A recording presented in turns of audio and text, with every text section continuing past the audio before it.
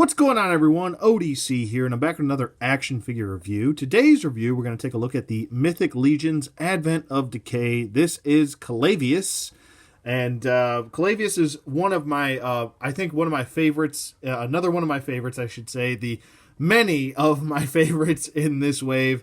The new head that he comes with is awesome. This new Trident that he comes with is just amazing. I'm so glad that we finally got a gladiator type figure with a really cool backstory, and he finally comes with a trident and a shield that is very a nicely done shield. It's one that we've seen before, but it's got some nice paint shading going throughout the shield as well. I like the little gold accents that we have on the trident itself. It looks really cool. I would have actually appreciated an extra head, like an unmasked head here. I know he comes with an extra head in general, but it's another masked head. I would have really liked to see this helmeted head and an unmasked head. But you know, I guess I'll have to scour eBay for a customized unmasked head like I've done with previous figures. As far as Calavius's package goes, looks pretty cool. It's pretty similar to all of the other single-carded release figures. It says Mythic Legion's down on the bottom there. Then it has the Four Horsemen logo up top, right there on the upper right-hand corner. And then over here on the back, we've seen this card artwork. I've shown it plenty of times. We've got Queen Artemis, Faunus, and Joe Runshaper. So pretty cool. And then we have the Noble Bear Clan logo on this side. Then we have a picture of Calavius right here. Really like the name Calavius, by the way. It's a pretty awesome name. Then over here we have his little read-up. If you want to pause that and read it, you can. So pretty cool read-up right there. Very similar to Spartacus there, with Calavius's backstory with Atlas and the rest of the rebellion, including Calavius as probably his right-hand man, I want to say at this point. I want to say probably him, Kador, and some of the other barbarians that were part of that rebellion that took down the house of Mercurios, I believe it was called. That's what it was called. The house that pretty much ran all the gladiatorial events. Obviously, I would say between Atlas and Calavius, they're probably two of the most efficient people in the House of the Noble Bear as far as, you know, taking people out. Obviously, it said he had he got to 100 wins, which means he killed 100 people, which is insane. I could go on forever, and I think I need to do maybe a video just kind of discussing the mythos of Mythos, the universe of Mythos. I think that would be pretty cool to kind of maybe throw around some ideas, some speculation as to how this world is building. It's cool. The other cool thing about these figures and these storylines is that you can pretty much go the route that you want to with this. You can be as creative as you want. You don't necessarily have to go by the stories that are given. You can create your own storylines here. So, okay, as far as Calavius's accessories go, this is pretty much the plethora of accessories that he comes with. He comes with this nice shield, so we'll start off with the shield first. The shield looks pretty damn good. I do have to say, there is some black dry brushing going throughout the shield, giving off that battle-hardened look. I think it looks really good. I like the gold going around the outside with the charcoal gray color for the studs and the outer ridge of the shield.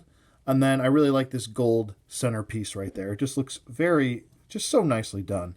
So I can really appreciate this shield. On the other side, we pretty much just have this peg system. Next, we have his big old kind of we've seen this before with the Templar Knights. This staff slash, I should call this a spear, kind of. I don't know the technical term. I know there's a technical term for this, but I'm probably not going to use this for him. I might use this for maybe another guard or something like that. But I think it looks pretty good nonetheless. There is some paint shading going throughout the top of the spear right here. Looks pretty good. I really do like it a lot. Like I said, we've seen this before with Templar Knights. This was given to them. Up next, we have the sword here, which I showed earlier, but I really wanted to kind of showcase the gold mixed with the black dry brushing going throughout. It looks really good, I think. It almost gives off that look that it's actually a bronze, but it's not. It's a gold color with some black paint shading going throughout. The red looks really good. A little bit of a darker red, but I think it looks really nice with the gold and the black dry brushing. The blade itself looks pretty good, nicely painted. Don't have any issues with that. So it's a decent sword. Up next, we have an extra head here. I think the head looks pretty good. We've seen this with a plethora of other figures from Wave 1 and the previous waves before, and even going into this wave. This is the same one that's used with Vorgus Vermilius, with, like I said, a ton of other figures have used this helmet. Even the Barbarian Builder kits have this helmet. The horns look really good. Obviously, the horns are reused also. I think this is just in case you wanted to give him a different look. But really, I mean, with that new helmet, why would you even want this? You know what I mean? This is why I feel like we should have been given an unmasked head for him. I think that would have been pretty cool to add in to for Calavius. Hopefully, maybe down the road. And like I said, this is all just a suggestion. It's not anything that I'm saying that the Four Horsemen should. They have to do it. I'm not demanding anything. But suggestion, and I've seen, I think in an interview, the Four Horsemen were asked this question of, do you think we'll get any heads packs down the road? And they said it's not outside the realm of reason. So that's pretty cool. But the paint apps on this helmet look really cool. It's a nice gold mixed with a bronze and a bronze color. It looks really cool. I think that looks nice with the black horns here, which are removable. You can take those out. But it is pretty cool that they gave us this option. You can put this on another character if you wanted to. So there's that.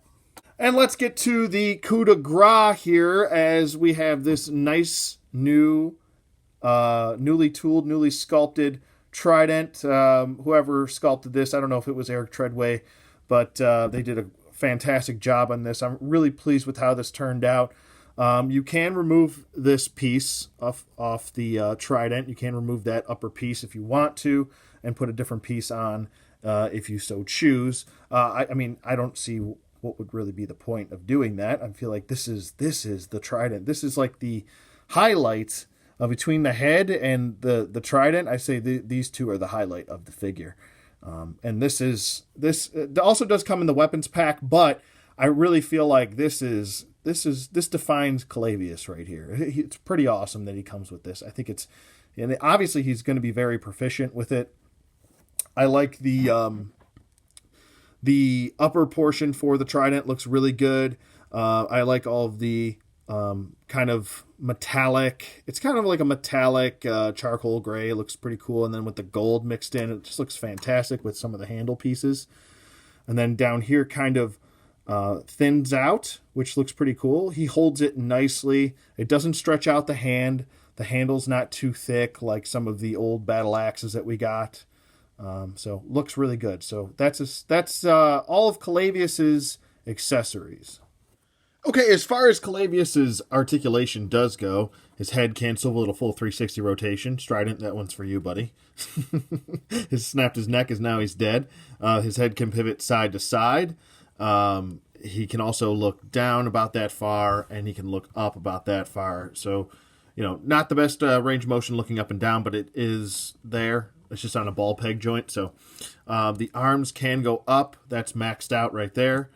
And they can go down. Full 360 rotation at the arm. Single jointed elbow right there, about a little bit less than 90 degrees. And then we do have a swivel at the elbow, a rotation at the gauntlet. And then we have a rotation at the wrist. And then a hinge joint back and forth on the wrist. It mirrors the other side as well.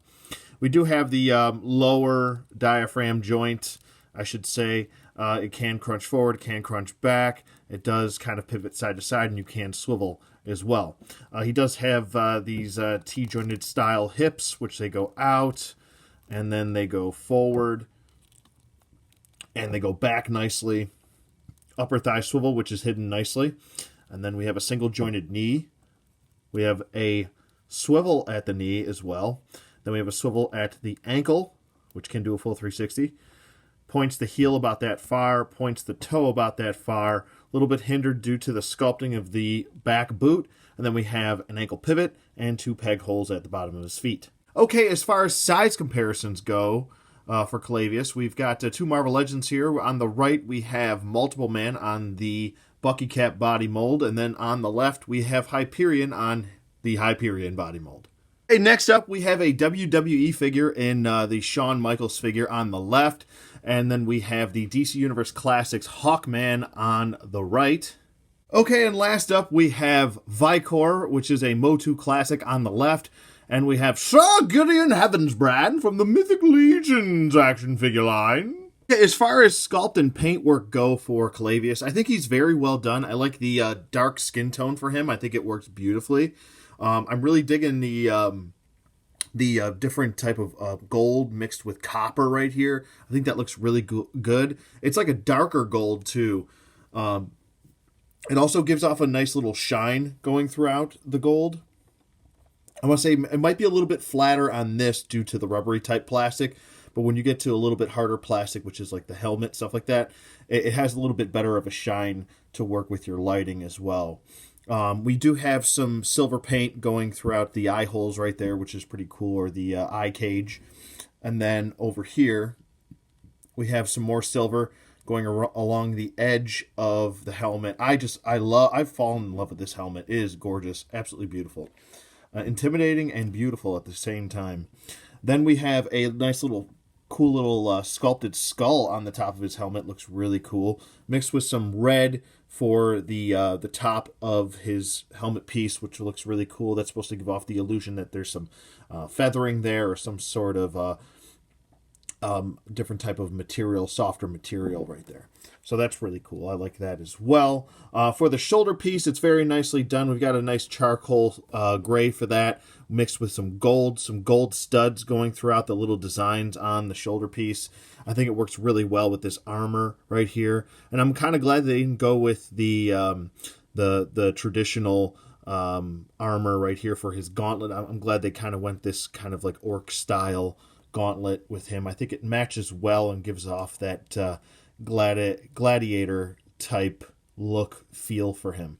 I like the purple mixed in with the gold. Purple and gold go very well together. And then the silver also mixed in with the line work right here. That looks really cool. The under mesh, or the chain armor underneath, it's pretty much just a gold just to match all the other gold right there. And then over here on the lower torso piece, we have this nice little leathery-esque type material right here, but it is a purple with some gold studs. It just stands out so well, and it mixes well with everything else, all the other paint applications. Moving on to the bottom, the lower legs, we've got pretty much just a gold mixed with some silver and some bronze going right around these edges for the boots. I think it looks very well done. Nice mixture, like I said, of colors nonetheless. And flipping around to the back, there's the back of the boots, in case you were wondering what those look like. We've got some silver studs going throughout. That looks really cool. And then underneath, he pretty much just has like a purple underoos underneath there, in case you were curious.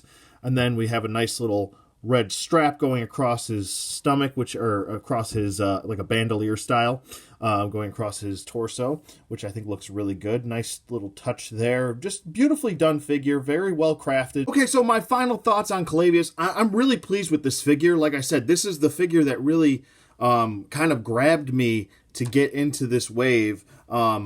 I was always curious to see what the stretch goals were, but this was one of the few that I was like, okay, if I get at least one of these figures, this is going to be one of those figures that I have to get. It was a must get for me. Like I said, even though he's using a lot of the Wave 1 and prior bodies, I think as far as the the gladiator theme here, that helmet really just sold me. And then when I saw that he was coming with a trident and a shield, and he's just I really think, as far as gladiators go, he is the total package as far as that goes. Whether you want to army build this guy or you just want to keep him as a single character the way he is, I think he's got a really good backstory, very Spartacus-esque backstory. Love the name Calavius.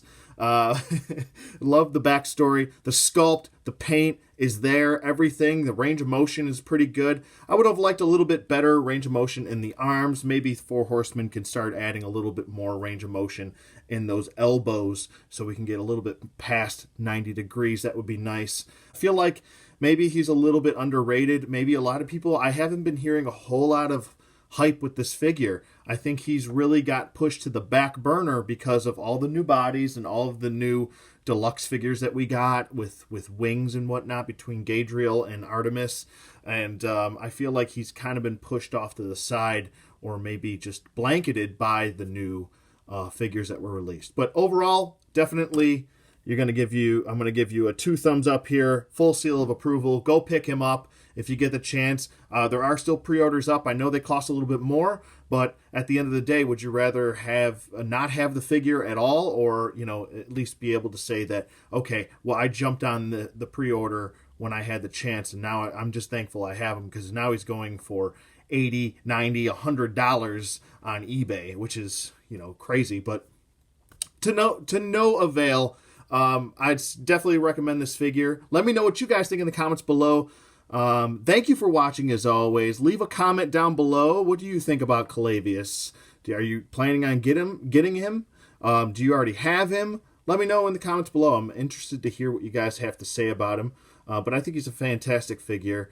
And thanks for watching this review. Hit that like button if you want to. If not, that's cool too. Hit the subscribe button if you haven't. Hit the bell for notifications until you see 2 little parentheses hanging over the bell. And yeah, that's pretty much it. And I'll see you guys on the flip side.